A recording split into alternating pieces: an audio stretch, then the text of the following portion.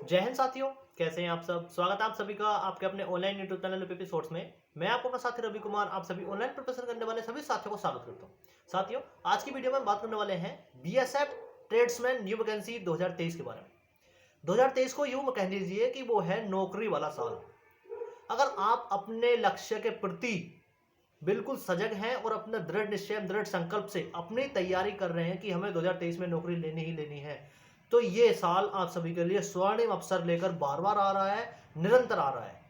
ये साल चुनावी साल भी कह सकते हैं और वैकेंसी वाला साल भी कह सकते हैं, नौकरी वाला साल भी कह सकते हैं। बस बशर्ते ये है कि इसमें आप अपनी नौकरी ले लो और नौकरी ली जाएगी दृढ़ निश्चय दृढ़ संकल्प के द्वारा, जो आप तैयारी करेंगे मेहनत करेंगे उसके द्वारा। ठीक है, तो इसी के साथ आज की वीडियो की जो मैं बात करने वाला हूँ बीएसएफ ट्रेड्समैन न्यू वैकेंसी 2023 के बारे में। जैसा कि आप सभी को पता है कि इसका नोटिफिकेशन जो ऑफिशियल नोटिफिकेशन है वो जारी हो चुका है। टोटल पोस्ट की मैं बात करूं तो 1410 पोस्ट पर आप सभी के लिए वैकेंसी निकाली गई है। कौन कौन इसमें फॉर्म अप्लाई कर सकता है, कितने मेल कैंडिडेट के लिए कितनी वैकेंसी है, फीमेल कैंडिडेट के लिए कितनी वैकेंसी है, एज क्राइटेरिया क्या रहने वाला है, क्या आप सभी की क्वालिफिकेशन होनी चाहिए, किस किस पोस्ट पर कितनी कितनी वैकेंसी है, सिलेक्शन प्रोसेस क्या रहने वाला है, आज की वीडियो में इसी विषय में जानेंगे। वीडियो में अंत तक जरूर बन रही है ताकि मेरे द्वारा प्रोवाइड की गई जानकारी आप लोगों को अच्छे समझ में आ सके। अगर आप चैनल पर नए हो तो प्लीज चैनल को सब्सक्राइब कर बेल आइकन को प्रेस करके रख सकते हैं ताकि इन फ्यूचर मेरे द्वारा प्रोवाइड की वीडियो का नोटिफिकेशन आप सबके समक्ष पहुंचता रहे। ठीक है, तो टोटल पोस्ट की बात जैसे मैंने आप सबको बताया कि 1410 पोस्ट पर आप सभी की वैकेंसी निकाली गई है। कौन कौन इस फॉर्म को अप्लाई कर सकता है, ऑल ओवर इंडिया का कोई भी मेल एंड फीमेल कैंडिडेट इसको अप्लाई कर सकता है। अप्लाई की मैं बता दूं आप सभी को कि अप्लाई कैसे कर सकते हैं। ठीक है, उसके लिए सबसे पहले जानना जरूरी है कि मेल कैंडिडेट के लिए कितनी वैकेंसी यहाँ पर निकाली गई है।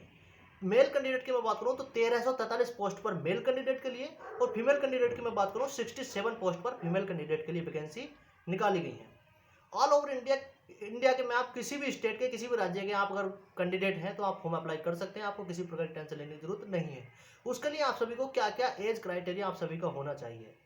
तो मैं अगर बात करूं जनरल कैंडिडेट की, जनरल कैंडिडेट के लिए आप सभी को 18 से 25 साल आप सभी की एज होना बहुत जरूरी है। न्यूनतम एज आप सभी की 18 साल और मैक्सिमम एज आप सभी की 25 साल होना बहुत जरूरी है। ये बात की हमने जनरल कैटेगरी की। अगर मैं बात करूं ओबीसी और एससी की तो एज रिलैक्सेशन 3 साल 5 साल, जो ओबीसी को 3 साल और एससी एसटी को 5 साल का मिलता है, वो इसमें इनमें आप सभी को मिलने वाला है। एज क्राइटेरिया को लेकर बात हो गई। अब बात कर लेते हैं सिलेक्शन प्रोसेस से पहले आप सभी की सैलरी की। एक आकर्षक सैलरी आप सभी को मिलने वाली है 21,700, यानी ग्रुप सी की वैकेंसी जो आप सभी के सामने है 21,700 आप सभी का मूल वेतन है। अगर मैं वेतन फाइनल वेतन की बात करूं, एनपीएस कट के जो न्यू पेंशन सिस्टम है उसको काट फिट के अगर मैं बात करूं तो कम से कम 29,400 आप सभी की फर्स्ट सैलरी बनने वाली है। एक आकर्षक सैलरी, एक आकर्षक मौका आप सभी के समक्ष है, तो उसके लिए आप सभी को जरूरत है एक निरंतर और कंटिन्यू तैयारी करने की, ताकि आपका इन सिलेक्शन हो सके। इन फ्यूचर आप सभी का जो सपना है वो पूरा हो सके। उसको पूरा करने के लिए सिलेक्शन प्रोसेस की मैं बता दूं आप सभी को। सिलेक्शन प्रोसेस में सबसे पहले आप सभी को पीईटी पीएसटी होगा, उसके बाद में आप सभी का ट्रेड टेस्ट होगा। जैसे मैंने आप सभी को बताया पहले बीएसएफ ट्रेड्समैन वैकेंसी 2023 की निकाली गई है, तो आप सभी का सबसे पहले पीईटी और पीएसटी, उसके बाद आप सभी का ट्रेड टेस्ट, उसके बाद आप सभी का रिटन एग्जाम, और रिटन एग्जाम के बाद में फाइनली आप सभी का मेडिकल होगा, तब आप जाकर सिलेक्शन होंगे। पीईटी पीएसटी में क्या होने वाला है आप सभी का, पीईटी पीएसटी में आप सभी को सबसे पहले तो आप सभी की हाइट नापी जाएगी। जो कैंडिडेट मेल कैंडिडेट हैं 165 सेंटीमीटर हाइट होना उनकी बहुत जरूरी है। जनरल ईडब्ल्यूएस ओबीसी और एससी कैंडिडेट की हाइट जो मेल कैंडिडेट है 165 सेंटीमीटर, और जो एसटी कैंडिडेट है उनकी हाइट 160 सेंटीमीटर। फीमेल कैंडिडेट की हाइट की मैं बात कर लेता हूं। जो कैंडिडेट जनरल ओबीसी एससी और ईडब्ल्यूएस की फीमेल कैंडिडेट हैं उन सभी की हाइट जो है 160 सेंटीमीटर रखी गई है, और जो फीमेल कैंडिडेट एसटी की हैं उन सभी की हाइट 148 सेंटीमीटर रखी गई है। ठीक है, हाइट की बात हो गई। अब मैं बात कर रहा हूँ पीएसटी फिजिकल स्टैंडर्ड टेस्ट में आप सभी को जो 5 किलोमीटर की रनिंग है मेल कैंडिडेट के लिए, उन सभी का जो क्वालिफिकेशन टाइम है वो 24 मिनट है। यानी 5 किलोमीटर की रनिंग आप सभी को 24 मिनट में क्वालिफाई करनी होगी। इसके कोई आप सभी को मार्क्स नहीं मिलने वाले हैं, आप सभी की ये रेस क्वालिफाइंग मात्र है। 24 मिनट से पहले पहले आप सभी को ये रेस क्वालिफाई करनी है। 24 मिनट के बाद जो कैंडिडेट इस रेस को क्वालिफाई करेगा वो सीधे तौर पर डिस्क्वालीफाई हो जाएगा। फीमेल कैंडिडेट की मैं बात कर लेता हूं तो 1600 मीटर की रनिंग 8.5 मिनट में फीमेल कैंडिडेट को भी क्लियर करनी पड़ेगी। कोई कैटेगरीज वाइज आप सभी को यहाँ पर रिलैक्सेशन नहीं मिलने वाला है, आपको दौड़ तो करनी ही पड़ेगी। ठीक है, अगर मैं बात कर लेता हूँ सिलेक्शन प्रोसेस में नंबर 2 पॉइंट की ट्रेड टेस्ट।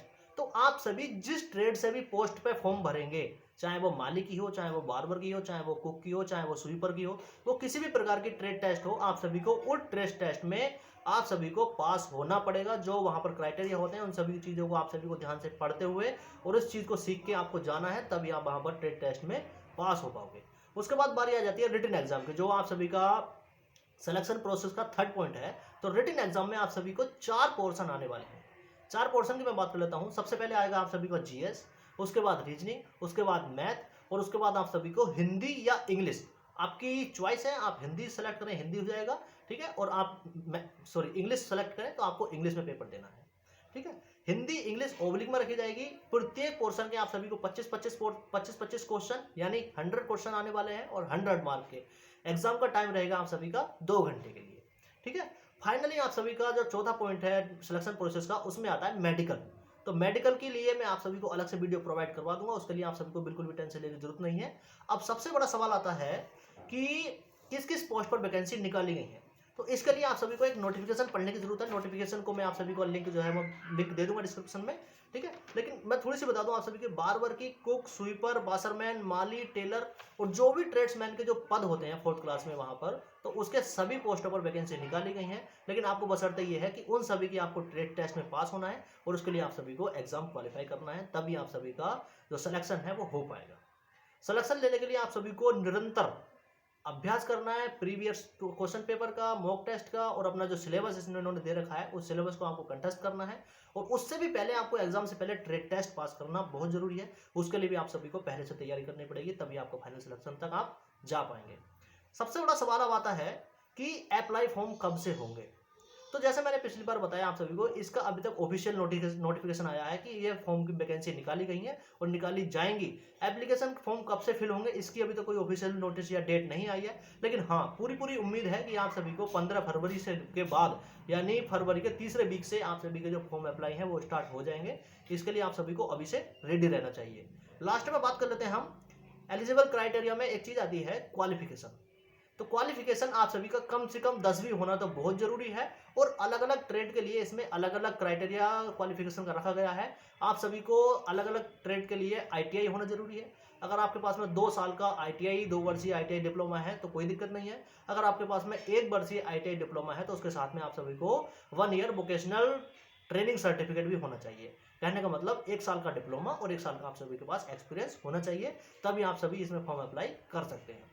बाकी नोटिफिकेशन के लिए आप अच्छे से नोटिफिकेशन को पढ़ लीजिए, तब आप अपना फॉर्म अप्लाई कीजिए और अप्लाई करने के बाद में इसकी तैयारी में लग जाइए, ठीक है। और जिसको भी सिलेक्शन लेना है जो 2023 में, 2023 नौकरी वाला साल है, सिलेक्शन वाला साल है, अपना और अपने माँ बाप का सपना पूरा करने वाला साल है, ठीक है। तो अपनी तैयारी में लग जाइए। आज की वीडियो में बस इतना ही। वीडियो कैसी लगी कमेंट करके जरूर बताना।